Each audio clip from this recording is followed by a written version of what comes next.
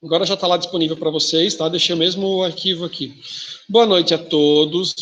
Hoje é o nosso encontro do dia 20 de abril de 2021. Essa é a nossa aula 9 e essa é a nossa aula véspera de prova, né? Véspera para M1. Também é véspera de feriado. Beleza. Vou trazer um bate-bola do que a gente foi conversando. Então, eu trouxe uma primeira parte, que são, né, de alguns slides, de uma forma muito mais sintetizada. E, aliás, eu acho que depois eu vou ter que dar uma cortada nesse material. Se quiserem baixar, podem baixar, né, o material sem problema nenhum. Mas eu acho só que tem uma parte do conteúdo ali que a gente não abordou, que essa era uma revisão que eu ia pular uma parte. Então, depois, quem sabe, eu retiro e coloco ele de novo. Mas quem quiser baixar, já vai saber qual que é a parte, não tem problema nenhum. Só tem a mais nesse assunto de revisão, tá? Beleza, então, quando surgiu a organização Sistemas e Métodos, né? A gente viu que ela surgiu com o Thomas W. Wilson, né, presidente dos Estados Unidos, e foi um dos responsáveis também pela formação da ONU, e ele advogava a ideia que a administração era o governo em ação. E o estudo e todo o conteúdo ele vai surgir também baseado, né, nos estudos de Taylor e Fayol, que são lá os pais da administração.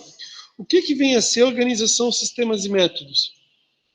A organização Sistemas e Métodos está relacionado, né, a racionalizar, né, a racionalização administrativa e operacional, está relacionado a pensar diferente, buscar novas formas de melhorar ali o processo, melhorar, né, buscar melhores resultados. Então, utilizar sim a criatividade está relacionado ao SM.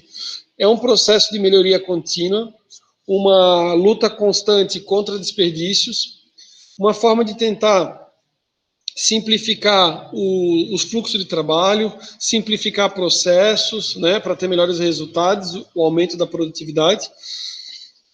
Ela também pode ser entendida como um aumento da produtividade, como uma ferramenta, né, para se buscar a competitividade, né, para ter, tipo, um dia eu achei bem interessante, tem um autor que é lá da Universidade de Londres, e ele falou assim, ó, mesmo em commodities, você tem que buscar a vantagem competitiva, tipo assim, mesmo em produtos semelhantes. Por quê? Pode ser que a vantagem competitiva, ela não vai estar relacionada ao produto em si, né? Tipo assim, o produto é uma commodity, é tudo igual, mas a vantagem, ela vai estar assim, ó, em ter uma melhor logística, conseguir menores custos de estocagem, fazer com que o processo seja mais rápido, né? Por que isso? Porque a empresa que não tiver, né, em comparação a outra, bons resultados, ela vai sucumbir, né? Então, assim, o pessoal está trabalhando com um produto semelhante, quem consegue ter vantagem, conseguir obter vantagem competitiva, né, vai permanecer, tá? Por isso que pode ser dito que ela é uma ferramenta de competitividade, tá? Isso aqui que a gente está passando aqui, o que é OSM, eu não quero que vocês decorem de forma alguma, tá? Mas é só para a gente trocar uma ideia, para vocês terem um parâmetro, e até se você um dia for indagado numa prova de concurso público, algo nesse sentido, né, para que vocês saibam. Eu recebi a informação, que na verdade foi só solicitado, né, mas não que vai ter já imediatamente, mas eles estão solicitando vagas para concurso da Receita Federal. O último concurso da Receita Federal foi em 2014, e eu acho que é o concurso mais legal, na minha concepção, é o concurso mais legal para cada, se alguém estiver pensando em concurso, para quem faz o curso de administração, tá? Só que é claro, ele não exige uma formação específica, e daí você tem assim, ó, o administrador que é bom de gestão, mas às vezes não é tão bom no direito. O contador que é bom nos cálculos, mas não domina o direito, e o advogado que sabe direito, acho que o advogado é até mais difícil de fazer, né? Porque daí ele não tem a noção da questão dos cálculos, de gestão, né? Mas enfim, pode ser o profissional de qualquer área. A gente tem vários casos de profissionais que às vezes não são nem dessas áreas, mas o profissional que está fazendo o curso de administração é o cara, assim, que ele tem a melhor visão ali, que se o cara estudar e se dedicar, é claro que ele vai ter que puxar os assuntos de direito, né? Mas é algo interessante, né? E na minha concepção, é o que tem a melhor remuneração. A gente estaria falando de um auditor na faixa de uns 20 e poucos mil reais de salário mensal, tá? Beleza, e parece que vão abrir umas 600 e poucas vagas. Identificação dos problemas e busca de soluções, também é uma questão de mudança de paradigmas, estudo do ambiente, né, a questão do estresse, treinamento de usuários, novas tecnologias, tudo está relacionado à organização, sistemas e métodos. Inclusive a questão do planejamento estratégico, que a gente vai conversar agora depois para a M2, né, e a preocupação também com a modernidade organizacional e sistêmica. Então aqui, ó, a respeito das fases, né, as fases da questão da história. Eu gosto de trazer não para decorar. Por quê? Porque eu já vi que ao longo do tempo as pessoas vão esquecendo. Tem um programa bem legal que eu recomendo, né? Não agora que o pessoal está com TCC, mas depois quando tiver em férias ali, já pesquisar no YouTube ou no History Channel, né? Que vai ser do History Channel, aquele programa Gigantes da Indústria. Ele vai falar sobre essa transição, né? Da fase artesanal até o processo de industrialização. E é bem bacana porque a gente vai ver todo o estudo da administração vai surgir, né, com esse desenvolvimento, ou melhor, com a revolução industrial, com o desenvolvimento das cidades, as cidades acabam crescendo.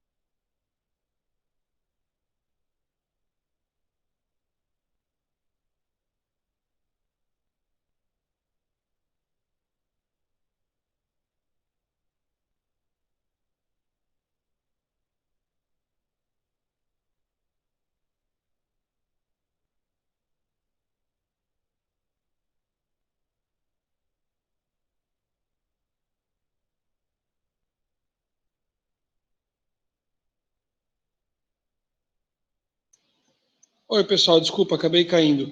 Agora voltei.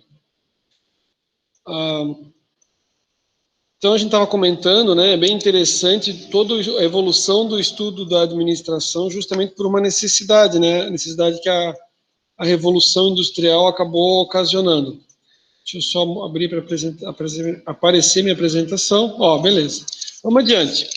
Aí, o que a gente vai tratar? Aí a gente tem ali a questão da abordagem, né? Isso aqui é bem interessante e eu gosto de trazer pelo seguinte. Depois eu respondo ali, a Jaine perguntou alguma coisa. Então, assim, isso aqui eu gostaria, assim, que vocês tentassem gravar, caso alguém pense algum dia fazer concurso. Eu não sei, né? A gente também nunca sabe se algum dia você vai passar ali por uma possibilidade ali, de uma oportunidade de trabalho, e nessa oportunidade de trabalho lhe exigem, né, que faça ali uma avaliação, né? Eu acho que seria bem interessante, né? Tipo assim, faz uma avaliação para ver ali dos candidatos, programa de trainee, alguma coisa, quem quer programa de trainee faz isso, né? Para ver quem está mais capacitado. E eu já vi cair muito em questão de concurso, e quando é feito esse programa de trainee, eles pegam essas provas de concurso, que é tipo assim, ó, a distinção ali, qual que é de Taylor e qual que é de Fayol. Então, assim, ó, Taylor, né, é aquela questão de tempos e movimentos. Taylor, ênfase nas tarefas. Fayol é que pensou toda a ideia da hierarquia. Fayol que falava de unidade de comando, né, que cada subordinado só deve se responder a um chefe, né, e Fayol é a teoria clássica, beleza? A gente vai passar de uma forma sucinta todo o nosso conteúdo, tá? Então, ó, o Taylor, né, que a gente já tinha mencionado, né, foco do Taylor, foco no chão de fábrica, eliminar desperdícios e perdas, elevando assim a produtividade.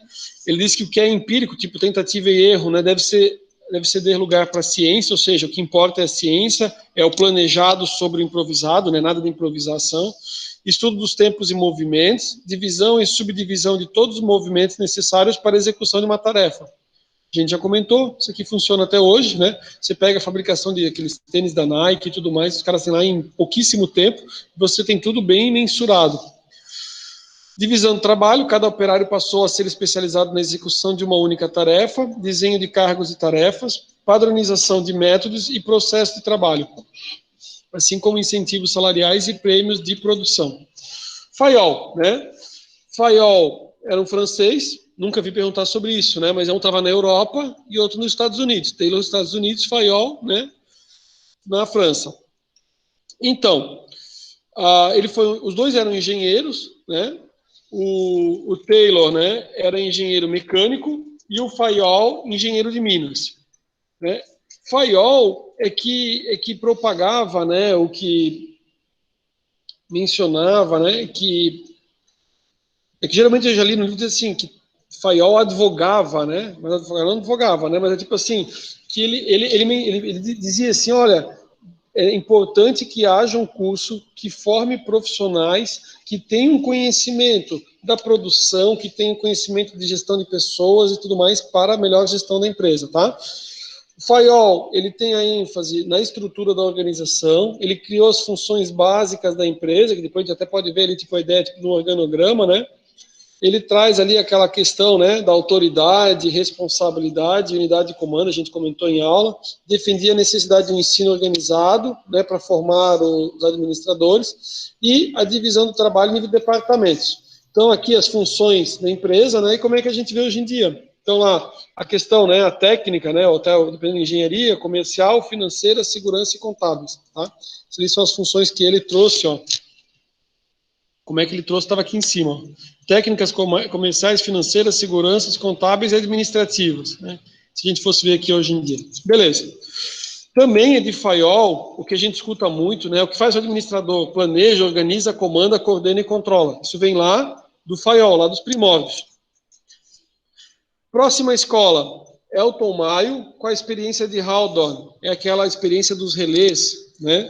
Quem que era Elton Maio? Elton Maio é um psicólogo australiano e ele foi fazer a pesquisa da Hawthorne Studies lá na Harvard. Isso aqui eu já vi cair muito.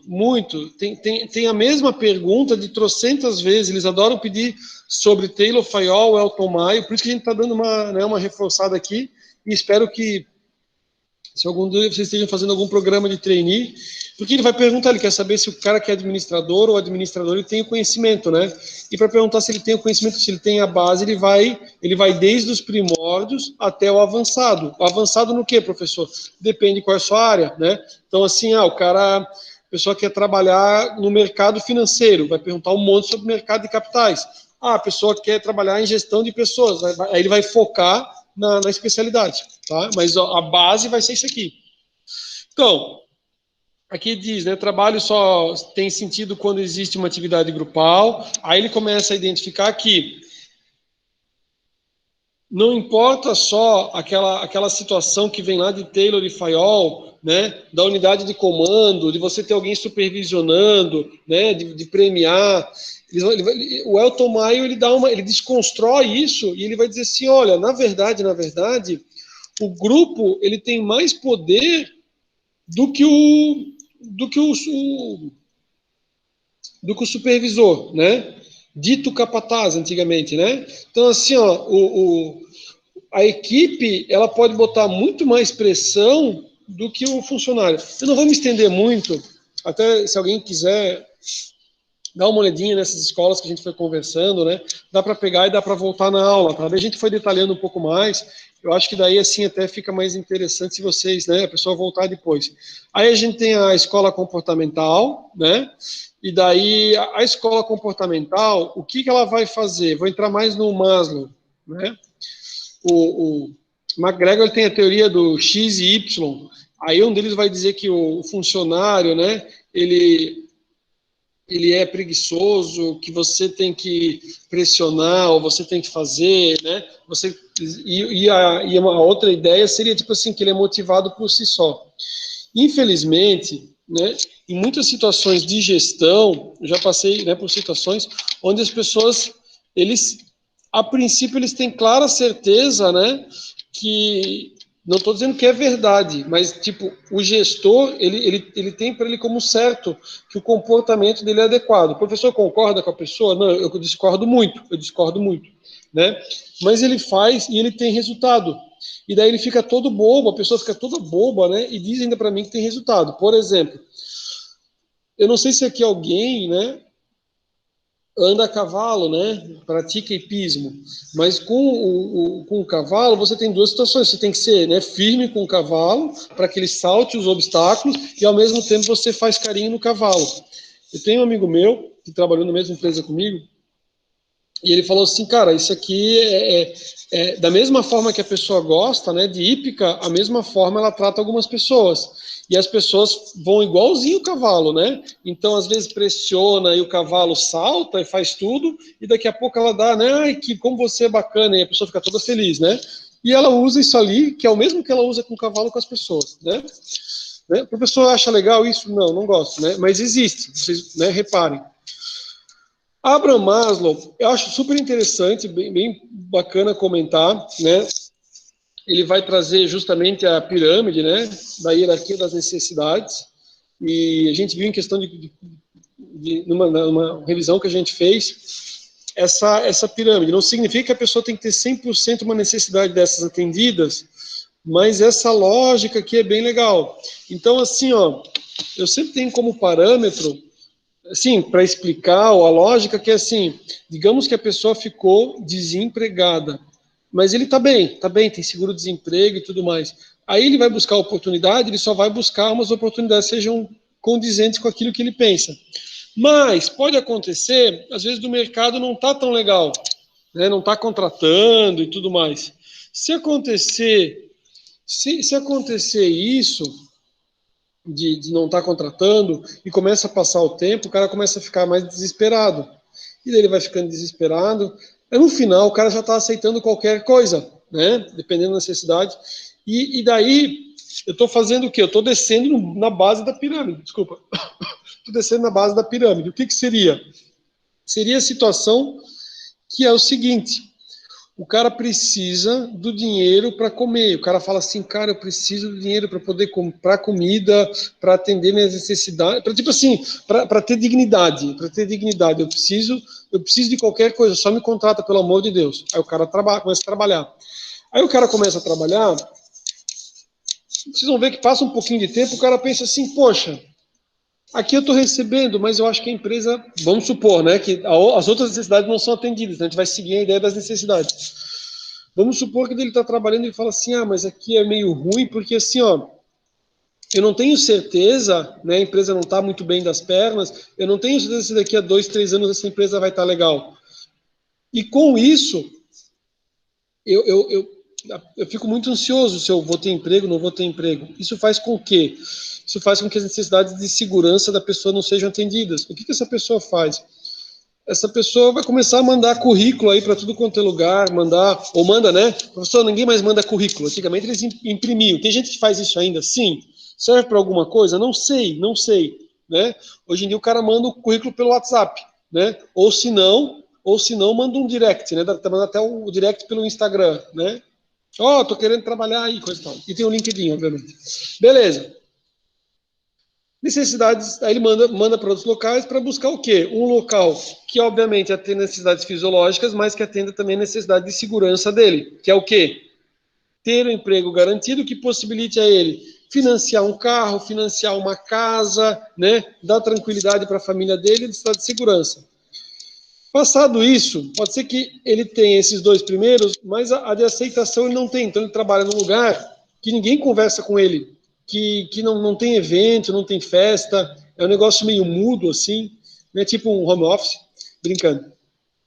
Brincando, não tem nada a ver porque daqui tem os eventos, mas tipo assim, não existe uma interação, ele não é bem quisto. Na verdade, ele não é bem quisto, não tem nada a ver do trabalhar sozinho, não é bem quisto. Se acontecer isso, ele vai, né? Então, assim, ó, cada um de nós quer sempre melhorar, né? E a gente tem duas coisas, né? A tendência é a inércia, né? A tendência da pessoa é a inércia, não é ela se esforçar até o limite, né?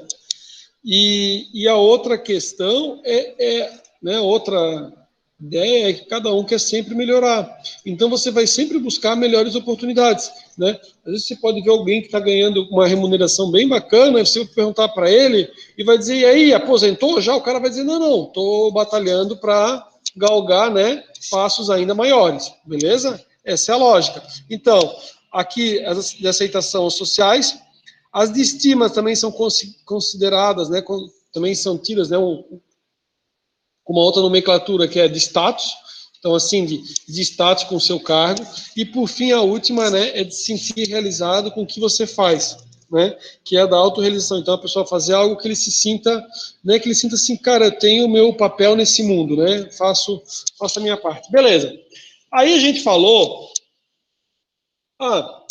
aí aqui a gente ainda falou, né, sobre a abordagem sistêmica, né, que daí ela tem uma visão do sistema como um sistema aberto, né, da organização como um sistema aberto, que existe uma interação, e daí a gente viu, por exemplo, até a ideia da uma abordagem contingencial, que vai dizer assim, ó, que a empresa, ela, dependendo das mudanças que ela também tem que se adaptar. Então, ela não é nenhum ambiente fechado e ela sofre influências, né? E essas influências, dependendo do tipo da empresa, vai fazer com que ela tenha que mexer na estrutura dela por completo. Beleza. Aí falamos sobre departamentalização. Então, assim, ó, os tipos de departamentalização que nós temos: quantidade, funcional, territorial, produtos, clientes, processos, projetos, matricial e mista, né? O matricial, ele já é uma combinação dos dois. O mista, os livros falam da departamentalização mista, mas eu não vi. Eu trouxe umas questões para vocês vão visualizar, e as questões elas não trazem departamentalização mista. Eles pedem para que o administrador ele identifique quais são os tipos de departamentalização que aparecem naquela figura. E daí a pessoa responde com base naquela figura, beleza? Então, aqui eu vou tirar ali a transição de slides, e eu vou mostrar ele aqui e vou passar, porque a gente consegue passar de uma forma mais rápida.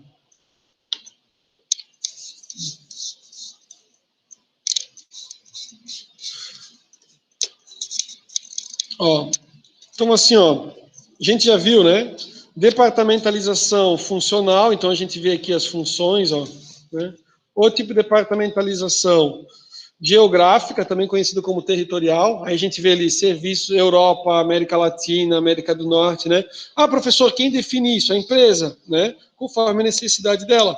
Às vezes ela vai ter uma estrutura muito maior, que às vezes pode ser para uma localidade somente, né? E não necessariamente ela vai atingir todos os continentes ou todas as regiões, né? Beleza.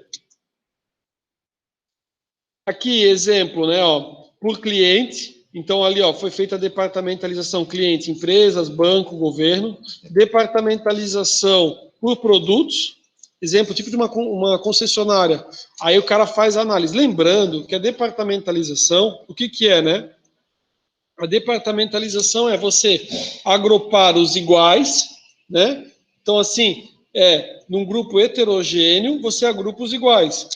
Como assim? O que são os iguais? Ah, tem a concessionária, e daí, até para fazer uma análise em relação aos meus custos, né? Como é que está ali em relação ao centro de custo, eu falo assim, ó, vamos verificar quanto que é o faturamento com os veículos novos, os veículos usados, né? Considerar o que, que entra de receita também, às vezes quais são as preocupações e as despesas que a gente tem.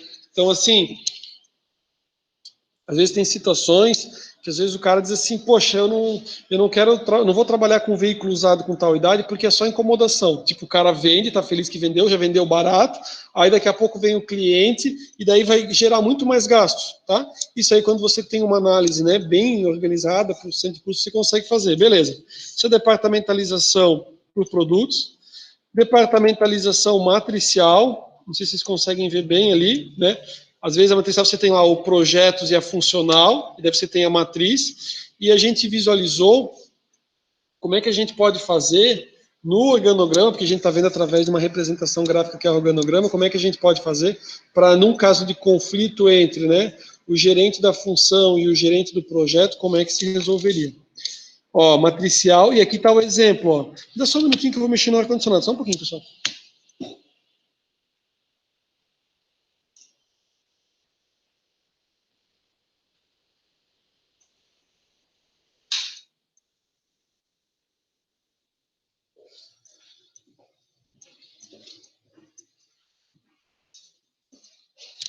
Eu não trouxe a parte de cima do terno e o ar está gelado, sozinho. Senhores, então, aqui a gente consegue visualizar, ó, se um dia vocês estiverem precisando desenvolver e tiverem uma estrutura matricial, né, ele utilizou ali, ó, autoridade funcional pontilhada, e a outra, ela tem a linha contínua. Essa linha contínua vai dizer assim, ó, num caso que houver um conflito, né, entre o projeto A lá, que tem a diretoria de projetos, e a diretoria da qualidade, né, a pessoa deve se reportar ao diretor de projetos, tá? Vamos adiante. Aí, a mista, né, ó, aqui eu tenho um exemplo de mista, ó, que a pessoa pode ver, ó, eu tenho, ó, territorial, porque eu tenho região norte e região sul, eu tenho funcional, projetos financeiro e comercial, né, e eu tenho até, poderia dizer, ó, por projetos, aqui tem por projetos, beleza?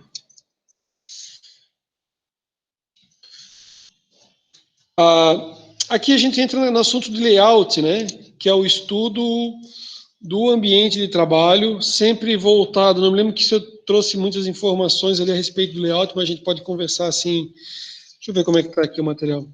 Ó, ele traz, ó, qual que é o objetivo do layout? Obter um fluxo de informações eficiente, trabalho eficiente. Na verdade, assim, ó, deixa eu ver se ele puxa mais bastante coisa.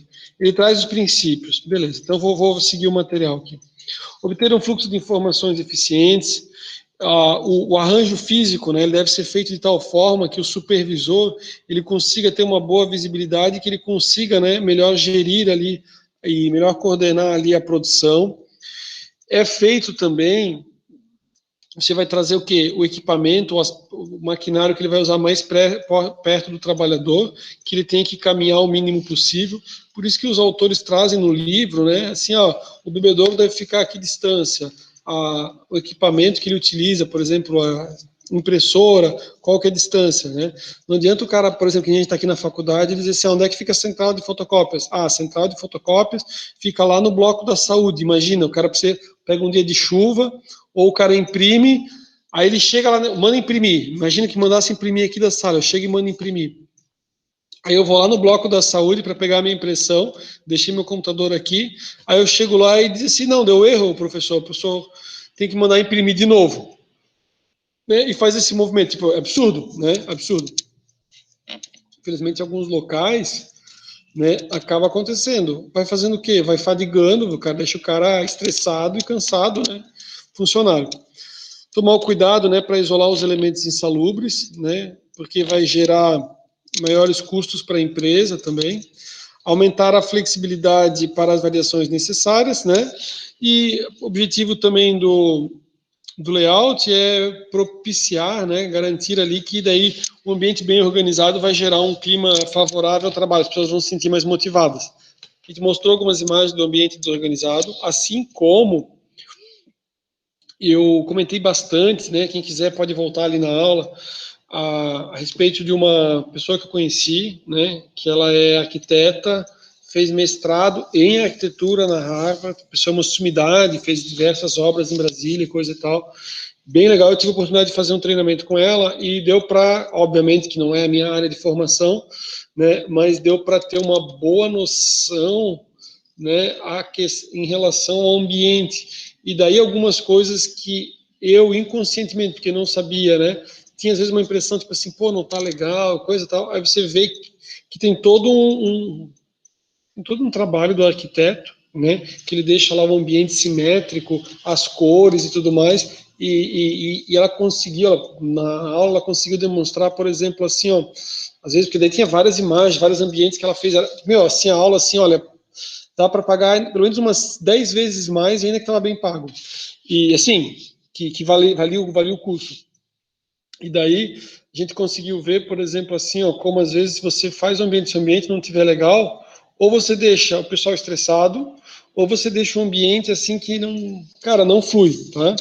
E às vezes a pessoa pensa assim, fizeram uma cumba no meu escritório. Não, é porque tá desculpa, o layout não tá legal, né? Beleza. Princípios. Princípio da economia do movimento, princípio do fluxo progressivo, princípio da flexibilidade, que é você poder depois, né, à medida que vai desenvolvendo, ter flexibilidade para ampliar ou até para fazer algum ajuste, princípio da integração. Aí uma imagem, né, entramos no fluxograma, a gente está só fazendo um bate-papo rápido. Fluxogramas. A gente viu a respeito de vários tipos de fluxogramas. O mais simples era o fluxograma por blocos. Isso aqui também foi um trabalho. A gente fez vários ao longo da. Estava comentando antes de começar a gravação. A gente fez vários trabalhos ali para a nossa M1. Aqui, né, o por blocos que é o mais simples. E aqui a gente foi evoluindo com o material, né? Então, esse é o vertical. O vertical ele já vem num formulário pré-impresso. Então, seria da pessoa utilizar e para quem não usa, que é difícil, né? Às vezes eu vejo, assim, a pessoa vem e fala assim, eu fiz tudo no caderno. Enfim, legal, né? Mas, assim, hoje em dia isso poderia estar tudo no sistema, né? E já com os campos pré-prontos, o cara só vai dando né? Vai clicando ali e vai preenchendo. O fluxograma vertical, ele foi desenvolvido para quê? Ele já está todo pré-impresso ali e a pessoa vai só colocando ali os comandos, beleza? Esse é o colunas ou funcional, ó, bem mais completo, né? Aqui é a simbologia dele, então tem o símbolo para início. Eu não vou pedir para vocês em avaliação, na avaliação, para vocês elaborarem um fluxograma, nem para vocês elaborarem o organograma, nada disso. Tá? Nem a questão do arranjo físico, ninguém vai ter que elaborar nada, tipo fazer lá, né? Por isso que ao longo das aulas eu fui passando para vocês as atividades, que é uma forma de praticar, que na hora que a pessoa pratica ele verifica, pô, fui bem, isso aqui eu tenho uma dúvida, aí você pergunta da dúvida. Se não tem aquele momento de praticar, por isso que é tão importante praticar, aí o cara nem sabe que ele ficou com uma dúvida, só vai descobrir lá depois de formado. Beleza. Aí a gente tratou a respeito da análise de distribuição do trabalho, especificamente a respeito do QDT. Tá? Ficou com uma coisinha meio feinha, mas vai dar para entender bem legal. Diz ali, ó, os objetivos do quadro de distribuição do trabalho: identificar quais atividades consomem o tempo de cada um dos funcionários, definir quem faz o quê, definir quantas horas totais no período, dia, né, cada funcionário dedica ao trabalho, definir as atividades mais importantes. Identificar superposições nas tarefas. Então, às vezes as pessoas tem funcionário que tá sobrecarregado, tem funcionário que, tipo assim, apesar dele te dizer que ele está com bastante coisa, ele é bem malandrão e está bem ocioso.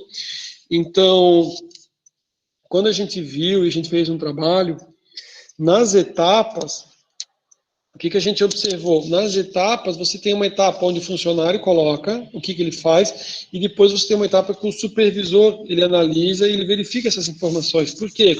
Porque pode ser que o funcionário diga uma coisa, mas que não seja bem essa, né, a realidade. Então, aqui, né, aqui a ideia é tipo dos passos, tarefa, atividade e até uma quantidade maior que chega no processo. E ele traz exemplos, e aqui a gente trouxe a questão do desenvolvimento. No dia que nós tivemos a aula sobre quadro de distribuição do trabalho, eu fiz questão de mostrar para vocês, assim, ó, que dá para fazer de uma forma bem simples. Tipo assim, que é bem simples de fazer, é bem legal para analisar e você consegue estruturar como é que está a atividade de cada um. Eu acho que numa outra aula nós entramos naquele aplicativo Trello. Eu já entrei uma vez no Trello com vocês, não entrei? Não sei se foi nesse semestre ou foi no semestre passado, mas eu acho que eu já entrei. Só me deu um feedback sobre isso. Hoje em dia, por exemplo, no escritório, agora a gente também está com mais estagiários, a gente consegue até pelo Trello ter uma noção ali do volume de trabalho, quantos cartões tem para cada um. É claro que às vezes tem cartões que são mais complexos, então a gente também tem ciência disso, né?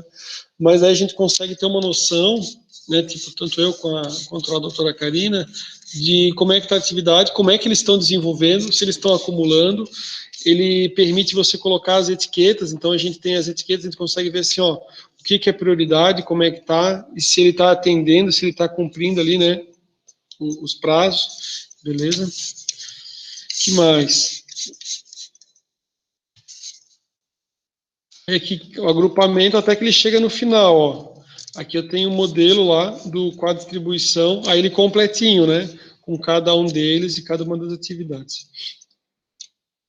Essa parte aqui, ó, é a parte que eu mencionei para vocês que a gente não vai fazer. A gente não falou sobre manuais. Então, manuais, eles não entram, tá? E nem formulários.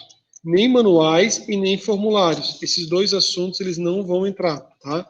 Eles estão ali, mas eles são assuntos que a gente vai abordar na M2. Então, depois eu acho que eu vou puxar o arquivo, tirar essa parte e fazer o upload deles de novo. Senhores, vamos fazer o seguinte, a gente foi tocando direto, vou pedir para vocês uns 15 minutinhos de intervalo, a gente vai fazer o nosso intervalo, às 8h25 a gente retorna, tá? Aí eu vou só... Hoje acabei também não almoçando nada, vim direto, e daí às 8h25 a gente retorna e... Aí a gente vai entrar em umas questões, a gente vai trazendo questões, tá bom? Boa noite, Fábio, tudo bom? Eu agradeço a sua presença. Eu acabei de comentar com o pessoal